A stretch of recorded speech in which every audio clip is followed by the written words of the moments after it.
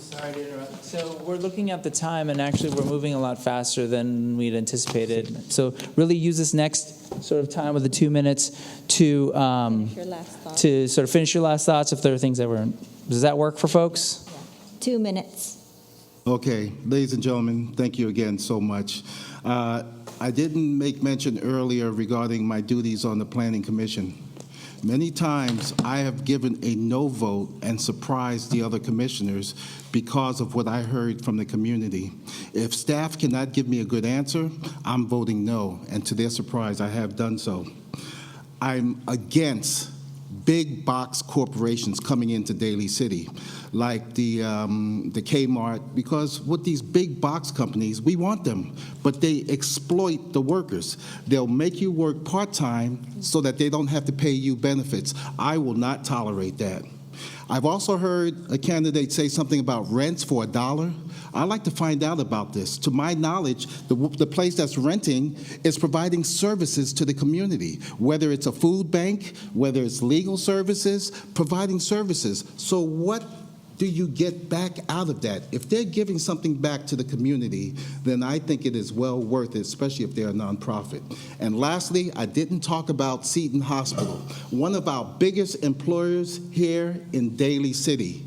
We need to preserve Seton Hospital. As a planning commissioner, I had approved the new development and the building that's going on at Seton Hospital. We want to keep our workers there. I will bring you the energy. I won't give up. I will listen to what you have to say. I believe that we live by the spirit of the law and not by the letter of the law. Thank you. Thank you. Braxton Lethco. So the only key points that I didn't touch on have to, again, do with the library and a little bit about bringing sustainable businesses to Daly City. If we look at the long-term benefits, once again, of reinvesting in after-school programming and the library and things like that, there are things like SAT prep, which for the first time in history is not something that the wealthy used to have SAT prep classes that they would help their kids go to college. Now it's free, as long as you have access to online or the library. It's not like this big divide, okay? There's all kinds of basic connections that can help the rising generation of Daly City citizens develop 21st century skills, okay? And it's devastating to think that we would ever think about closing the door on that. It's also disappointing to see us turn our backs on public services, the fire department that literally risks their lives to protect us, to cut some corners as far as budgets go. And the thing that I keep seeing as I'm running for city council is I see the same pattern.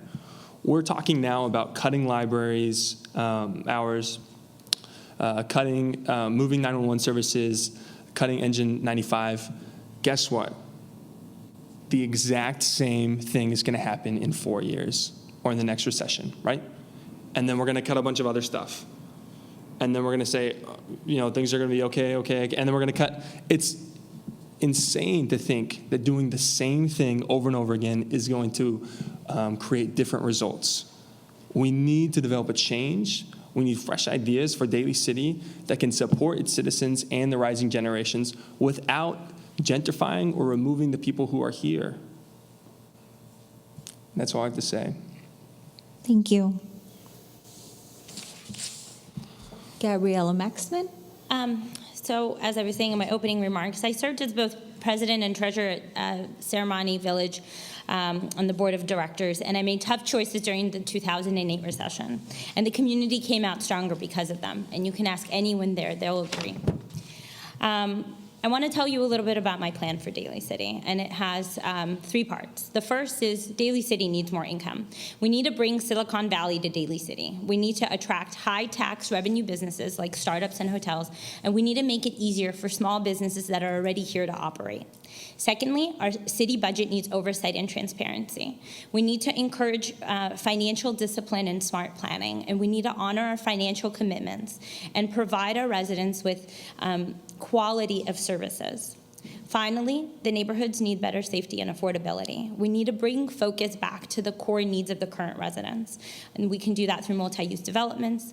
We need to make sure that we're retaining and hiring quality public safety officers, and we need to foster community spirit, the community spirit that we've been losing over the course of the last couple of decades, and we need to do that with public events and spaces. Our city needs change. It needs someone like me who could look at the budgets, analyze them, and contribute to the planning process. And we need a diversity of talent on the council. We definitely don't need 2 family members on the council.